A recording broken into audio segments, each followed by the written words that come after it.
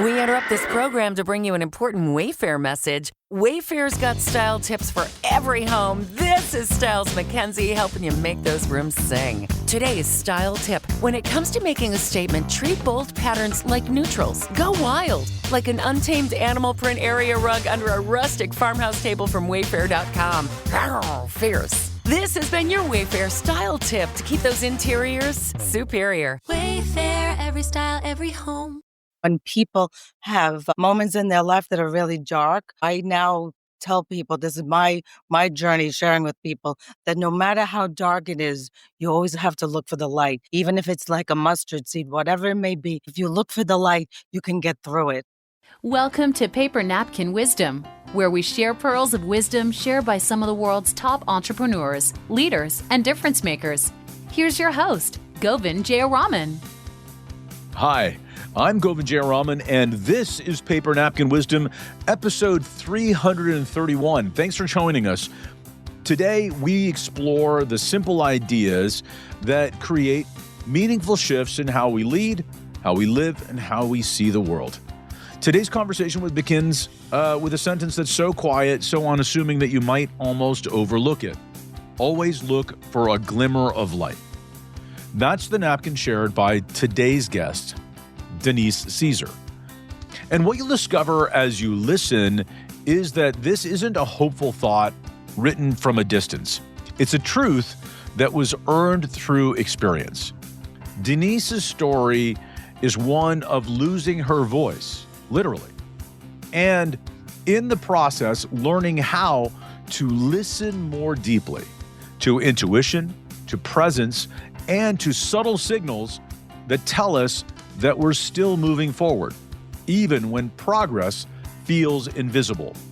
As you listen, you may find yourself reflecting on moments when the path wasn't clear to you, when the breakthrough didn't arrive all at once, and when the only thing available was the next small step. So I invite you to stay open, to notice what resonates, and to consider this question as we begin. What glimmer of light might already be present if you slow down long enough just to see it? Let's listen in to my conversation with Denise. Denise Cesare, welcome to Paper Napkin Wisdom. I'm excited to have you here today. I'm so happy to be here today and to be together. Yes, thank you. Yeah. Well, first of all, I want to shout out your background. You've got the believe written there, which one of my favorite words and one of my favorite ideas. And two, just fabulous little books. You've got Goodnight Moon, which I think I've read 8,000 times to my kids. It's one of my favorite books. And so often, believe it or not, that I committed it to memory. We didn't actually even read the book, and I'd go in and tell the kids Goodnight Moon from memory. It was, so it just makes me smile. Actually, it's getting me a little emotional. That means so much to me because it meant a lot to, my journey as a mom. Goodnight Moon was everything. So yes, the moon, and I'm a moon lover. So if you want to talk about that business, it's really about that we're going to get to the story of why nature is so important too. So yeah. So that and Curious George. So yes. Look at you. You're just, it's some of my favorites. But anyway, Goodnight Moon. My youngest is now 15. So they're a long time from the time that they would tolerate their dad sitting at their bedside, telling them the Goodnight Moon story. But anyway, it makes me smile. So thank you for that gift to start our story today. You shared a great paper napkin with me, which is, I think aligned with Goodnight Moon. And it says, always look for a glimmer of light.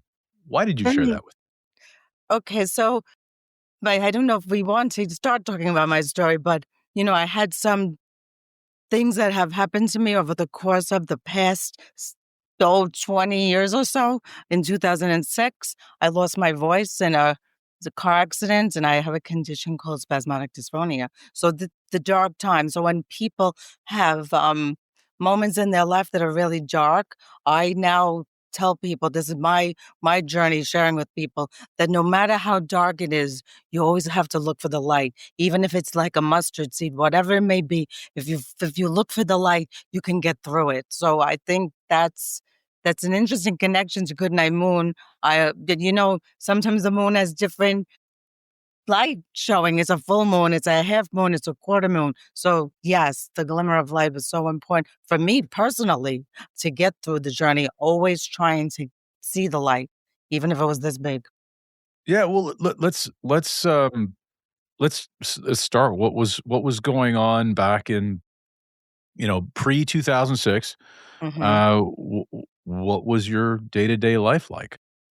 So before 2006, well, of course, I became a mom, but prior to that, I've been a speech language pathologist for over 25 years. So working with students and having that population of students who have special needs and having to shine their light in the world. So that was my journey. Being a speech language pathologist, how ironic that I should lose my voice in 2006, the having a job where you use your voice mainly to not just communicate, but to teach and present and do, sessions and lessons. So that was something very life, not just changing, altering. And I still don't have my voice. I go for injections to speak. I just went last week back to New York to get the injections. So it's an ongoing reminder that right now I'm in a good voice phase. It could be a little bit breathy right now, but I have a journey. Every 4 months I have to go for injections, vocal injections to speak. Wow. So I have this fundamental belief that we are our best in the world when we are for others what we need for ourselves. And how interesting is it that you helped people form their speech, and today, you know, following this catastrophic accident, you were in a position where you needed that help. Hmm. How did So that it's feel it at the it time? feel what it felt like. So, if you rewind to it, so the accident happened. Luckily, no one else was injured, and it wasn't. I was the only one that was really injured, thank goodness. But it didn't happen instantly. My voice being lost, so it was more of a traumatic.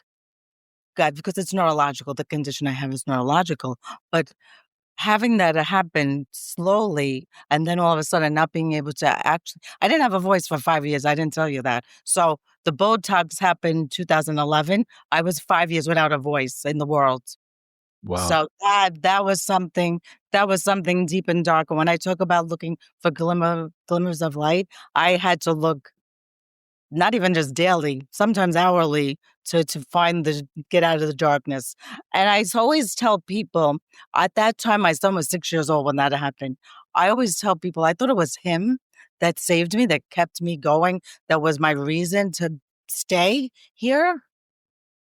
I, I kind of all this revelation that has come across with me is that no, as much as I love him with all my heart, it was really my self love and me journeying and looking for the light that saved me.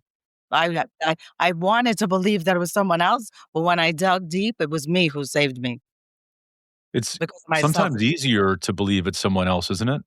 Like, I Exactly. think Yeah, exactly. I wanted to believe I was staying here for him, but everything that I did talking about the glimmer, everything I did was self-love, and I didn't realize it at the time, so that's a big component of everything I do with the book that we'll may talk about in a little bit.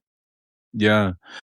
I really wonder about that. You talk about looking for the glimmer of light, and um, in my entrepreneurial and personal journey, I've had really dark periods, and in those dark periods, I remember one time talking to somebody, and I said that it felt like I was in a ditch, and I was in a dungeon in the basement, and they were saying, look for the light. I said that there's no light, there's nothing here, and then I remember reading something.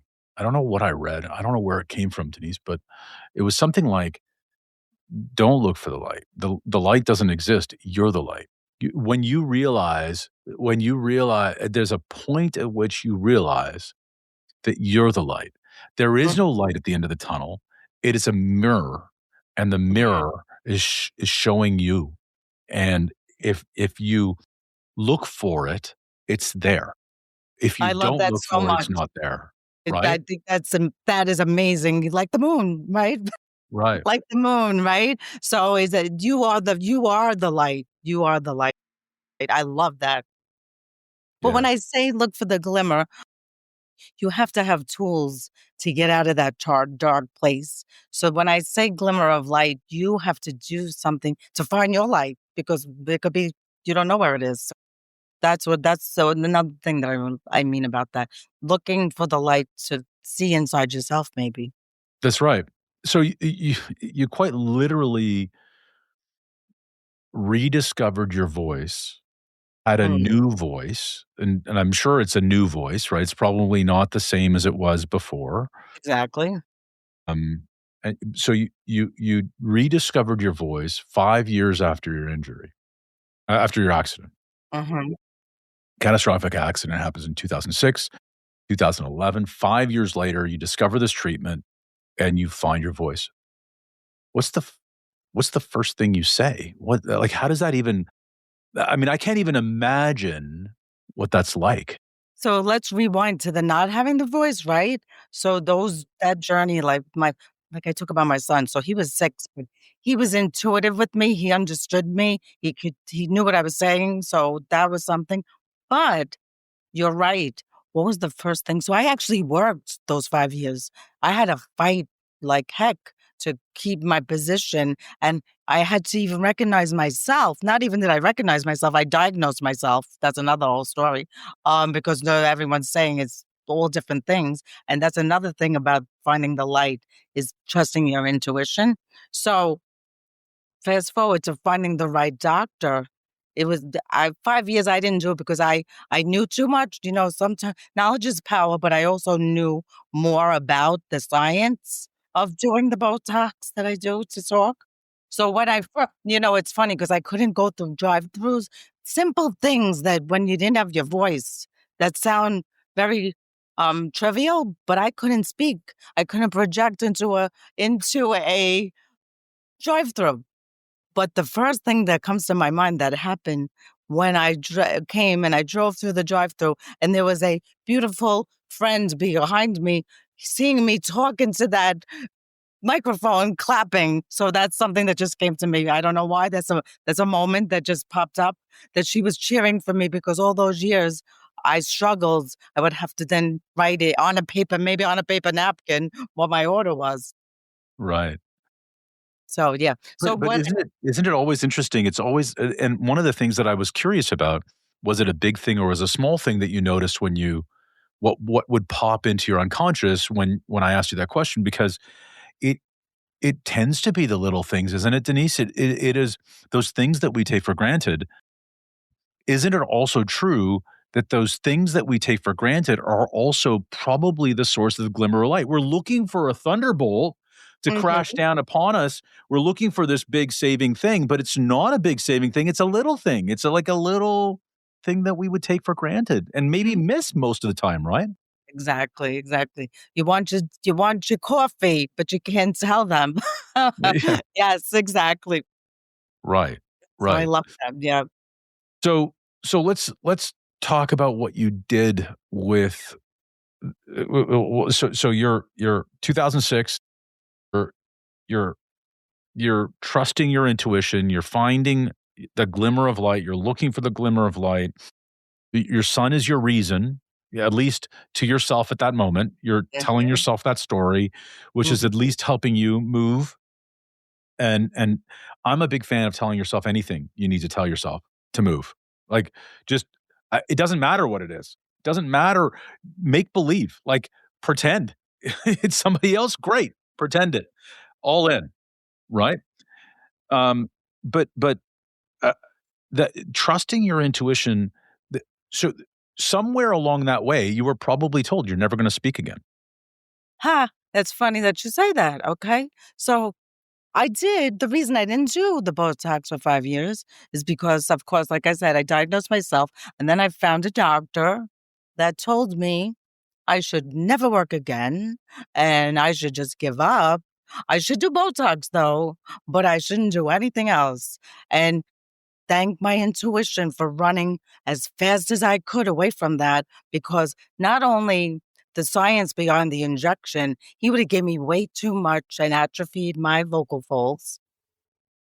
And my instinct to him was, oh no, I need to work with my students. You're not stopping me from that. Look at what he would have stopped. That may have been the end of it if I would have listened to that. I know that sounds sad what I'm saying. That was the dungeon for me. If I would have listened to that, I may not even be here, maybe. That's yeah, because he would have took everything away from me, stripping and whatever. So I tell your listeners, trust your instinct because it's very, very on point, and don't let anyone convince you otherwise. Yeah. So you trust your instinct and found the right doctor. So I Five don't years want to make this a bash. I gotta tell you, 5 years later, I found the right doctor. It took 5 5 years years. later, right? So, yeah, you hunted for a long time before you found that person. Mm, So, let me ask you, and I don't wanna beat up on medicine because, my brother's a doctor, my sister-in-law's a doctor. There are some really great and special doctors out there who really understand care, mhm, and it's easy to project a lot of stuff on doctors, but I mhm. think what you're saying is you needed for someone, and here's the interesting, you couldn't speak, you couldn't advocate, you couldn't project, but you needed someone to hear you. And you had to find the right partner, right? And it's like anything else. We have to find the right partner in our recovery journey, and it has to feel right. And if it doesn't feel right, it probably isn't. Isn't that true? So true. And like you just said, it's nothing about that. Thank goodness now I found an angel doctor, right? There are angel doctors. There are doctors that understand and really patient care is everything, and patient, advocacy and all of that. It's just that sometimes this disorder that I have, spasmodic dysphonia, it's really known, but a lot of people don't know. So, there's a lot of what's the word? Confusion, but I wasn't confused because I studied. I'm a speech language pathologist, so I studied all of this. So sometimes knowledge is power, and that's how I got away from him too. Not that I didn't even think that he was even thinking he was doing the wrong thing. That's another thing I want to say. He probably didn't, he probably thought he was giving me the best advice. I could go on disability. He thought he was giving me the best, but that wasn't for me. That wasn't Yeah, the best that wasn't caring for you. for me. That was Exactly. maybe caring for the symptom, and that's Exactly. sometimes the challenge for most doctors today is that they have to make a choice to spend time with the patient. You know, they're so overwhelmed with their patient loads that they're literally flying through people, and it takes a special person to stop, look, for the glimmer of light within you and say, "Hey." So it's almost like when you're looking for your glimmer of light, you need to surround yourself with people who notice yours. And that's a really important part of it too, isn't it? Yes, exactly. Uh, really that connection, it's like a connection, right? It's an energetic connection, and it's very important and special. That doesn't happen with everyone. And I'm actually going through some kind of transformation about that because the doctor that I've gone to for the past six, 16 years, um, I moved, right? So I go back and forth now. Is that cohesive at the moment? I'm not leaving him. And he tells me, oh, you could find he's so sweet. I'm like, no, like, maybe you should move. I tell move here. I joke with him. I'm like, I'll buy you a house, something. I'm just joking. But the thing is, now I might have to be on a journey to find someone else, but still trust that intuition. And I may search out because, life changes. He may not do that forever, right? He's not going to do it forever. So maybe it's another opportunity for me to look for another avenue of life.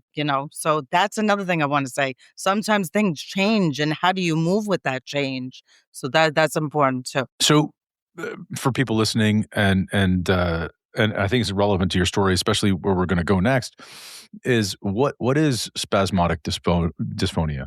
Phonia. So it's a spasming of the vocal folds.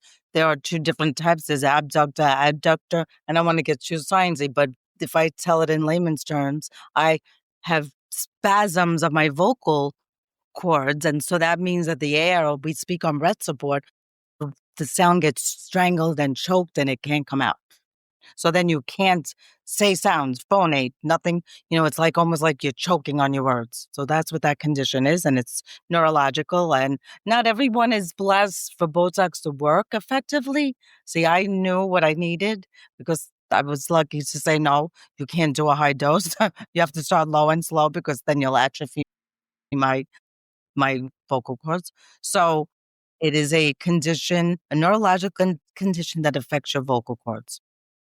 And it doesn't happen until you're actually trying to speak, right? So when you're trying to activate your vocal cords, that's when they spasm because neurologically there is a misfiring, and that misfiring causes them to spasm, which then seizes them so that you are unable to expel air and euphoniate, use your words, right? This is what they believe. They don't, it's really a mystery disease, mystery condition, but that you're correct. It's a misfiring of the signal from the brain to make the vocal folds work, and then they spasm, and we speak on respiration, so the air cannot come out. So yeah, so you're Okay, not. so you go through this 5-year journey to find your voice again.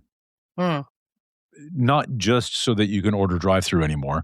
No. You probably have a few other ulterior motives than just ordering drive-through. Although, if you listen to my Starbucks addicted daughter, that's probably the highest and greatest reason to project your voice. So let's go beyond that, though. You rediscover your voice, you harness it, and you do something remarkable with it. You take advantage of this opportunity in a different way than you have your entire life. You tell us the story. What do you do next? So we can't forget about those 5 years because not being able to talk changed things in my mind and my creative thoughts and a lot of different things that were stirring and brewing around in me because you really couldn't shove me up even though I didn't physically have a clear, audible voice. And I did still work. I fought to work. I got accommodations because I had to wrap my own head around that I had a disability. And I do have a disability. It is a disability. And, my students had a disability and it made us so much more connected than ever. And it was just such a learning experience for me with them that we were so even connected even more. So those 5 years was the journey of creation going on in my head and learning how to do things differently. Because I got the accommodations, I had to use a microphone. The kids were laughing. I was like Madonna at the time with the Vogue, with the little microphone in front of my face. Funny. Or, we would have to have things that have speech to text or do things that work different. And I remember one story that really touches my heart. I had one student who had no voice. And then finally we worked, when I did have my voice and we worked and she got her voice back, she got her voice and she was able to speak. But when I got my voice back with the Botox, she was like, oh, I want that other voice. I love that voice so much. So they did not judge. That's a very important thing to talk about here.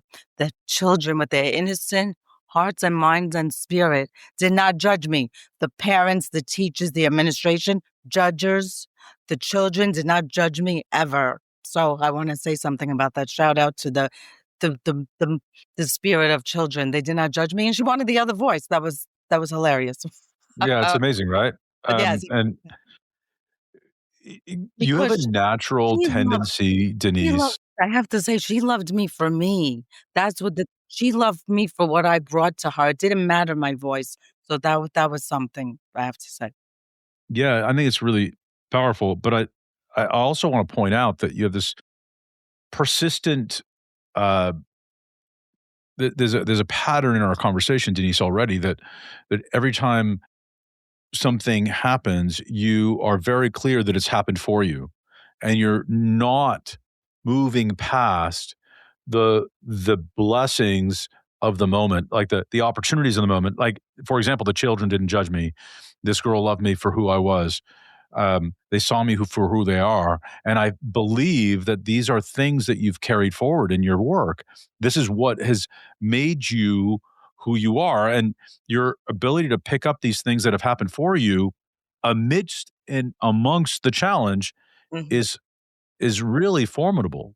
Is that something you've noticed about yourself, or is that something? It's come to light, as this journey keeps progressing, that it just keeps showing up that, I've taken these things and made them gifts as opposed to turning them into, not something that's good for me. I've turned them around and made them even serve a bigger passion and purpose.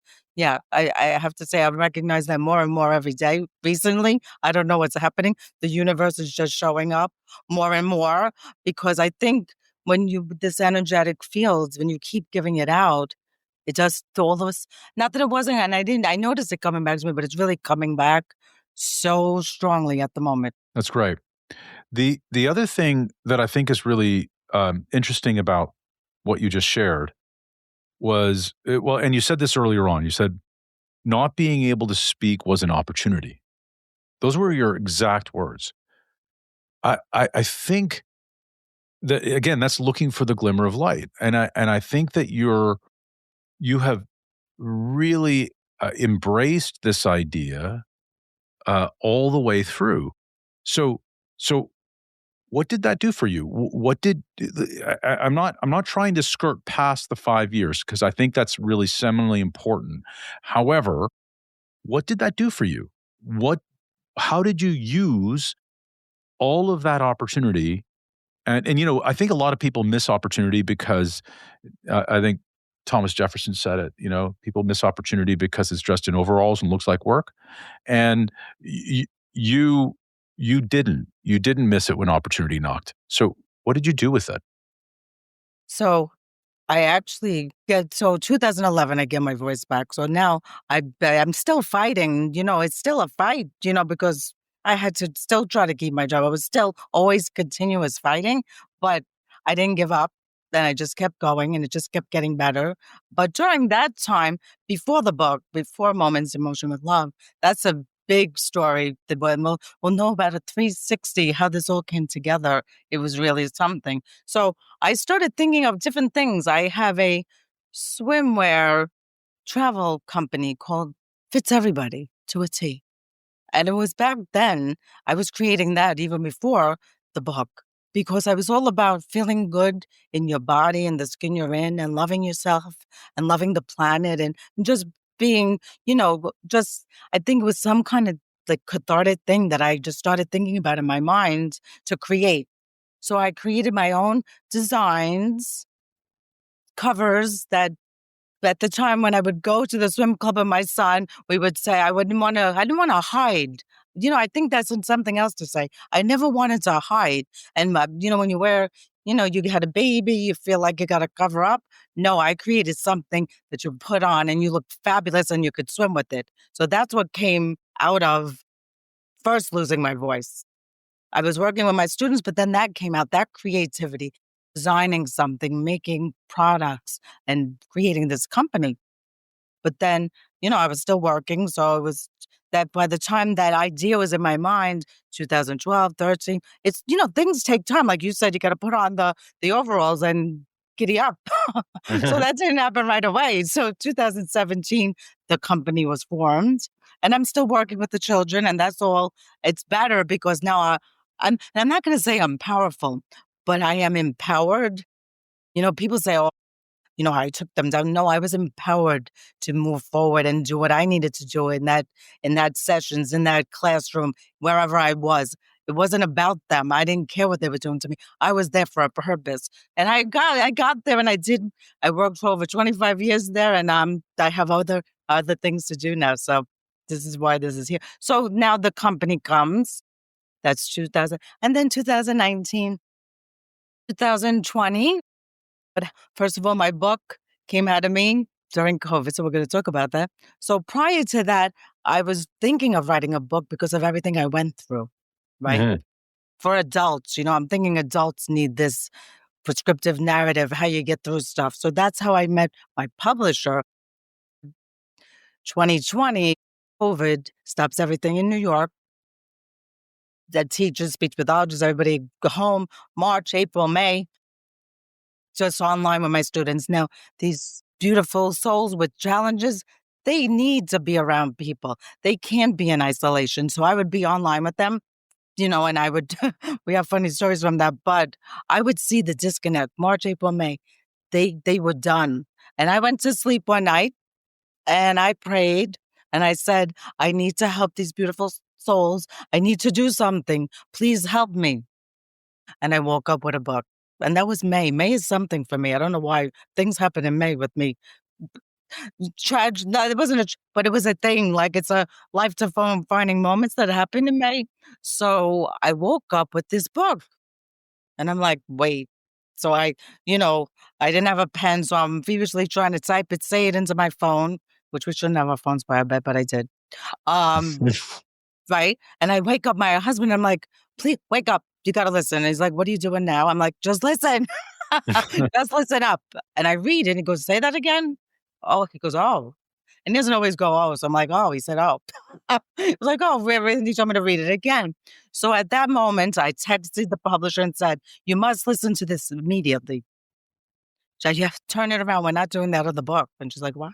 So I read it to her and she's like, yes, this is happening. This is amazing. That's what she says to me. And I'm like, yes. I'm like, yes, I'm not changing because this is what I want to do. But the real person who solidified it for me, not that I didn't know, but my son was in lockdown in college at the time. He was at college and no one could go anywhere. And I FaceTimed him. I said, can I read something to you? I want to know how you feel about this. And when I read it to him, he cried.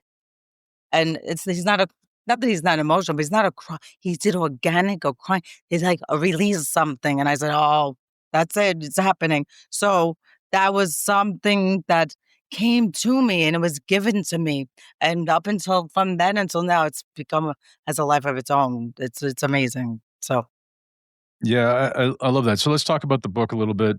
So you birthed a book at night. You tested it with people, and one of the things that I really like about this is again, it's this idea of looking for the glimmer of light. You looked for the people close to you to light up and see if it was a vulnerable, open story, and clearly it was. And a lot of people don't understand this about writing. It really is when writing is done well, it's a personal exercise of expression. When people are expressing something that is inside them in an authentic and vulnerable way, especially in your style of book, that's the gift, right? That's the lens, and you managed to do that. So you share this book. What happened after releasing the book? Okay, so the book was released in 2021. It took so when I came up with the idea, it was so cold. We're in the down of COVID. So the book released February 14th, 2021.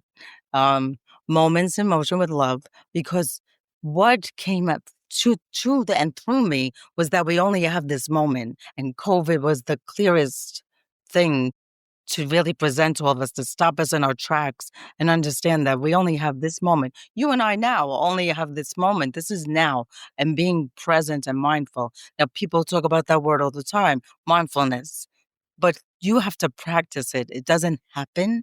It's not a vacuum. Oh, I'm mindful today.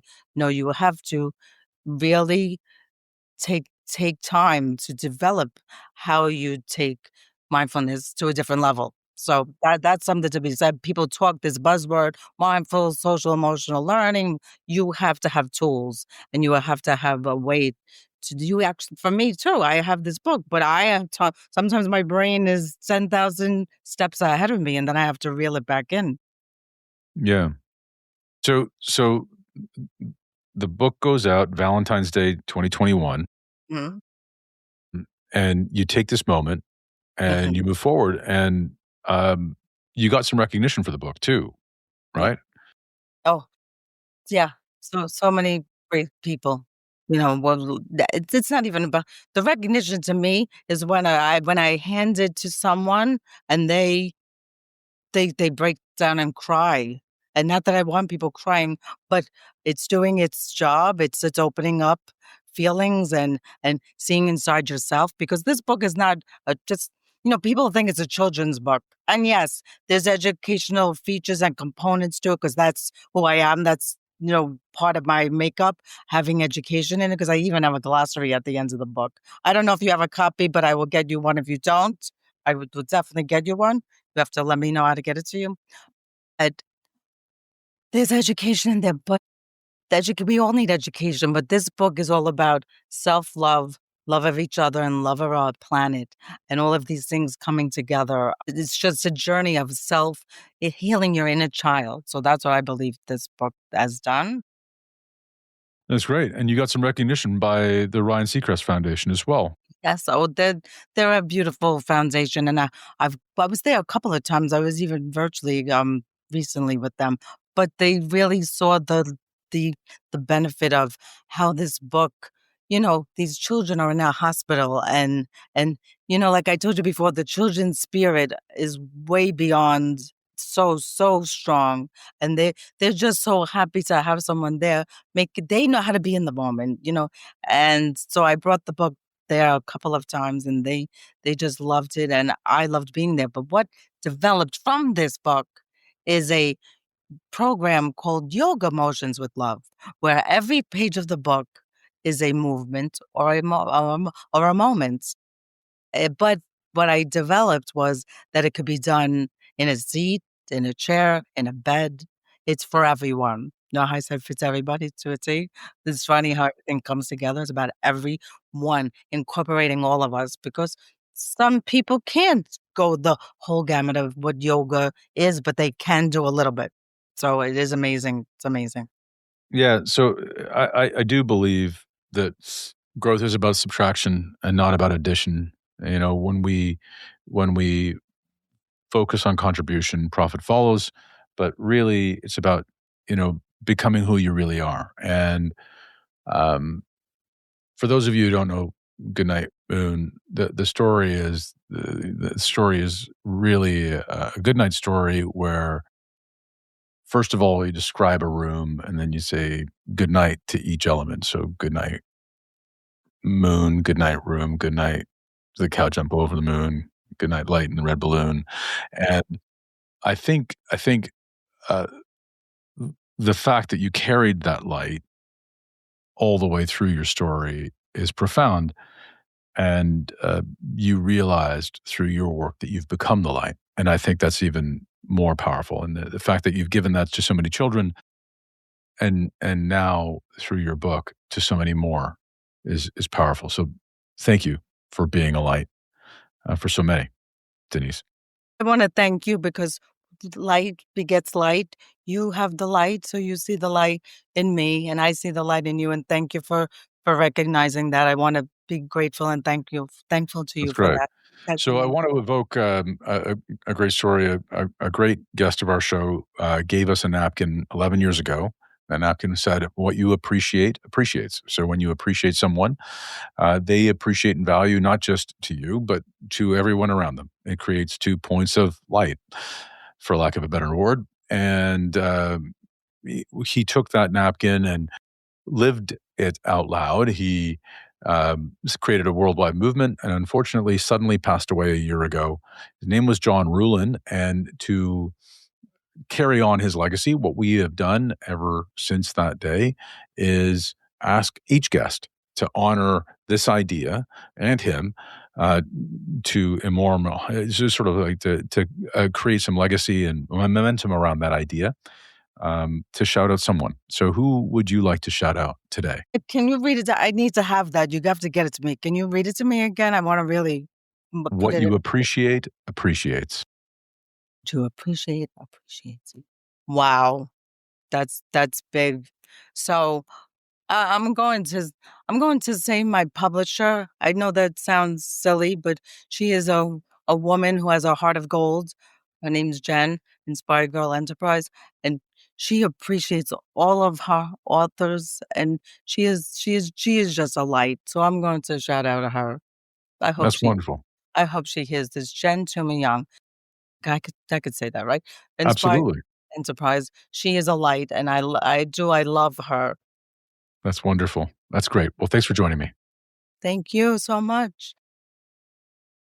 As we wrap up today's conversation, I want to invite you to sit with Denise's napkin just a little longer. Always look for a glimmer of light, not the kind that arrives with certainty, not the kind that solves everything at once, but the kind that quietly reminds you you're still here, you're still moving, and something meaningful is unfolding, even if you can't see the whole shape of it yet. Denise's story is a powerful reminder that resilience isn't about pushing harder. It's about listening more deeply, trusting intuition, and choosing self-love, especially in the moments when no one else sees or feels or can do that for you. So as you head into the rest of your day, here's a simple invitation. Notice one small glimmer, name it, and appreciate it. Feel it.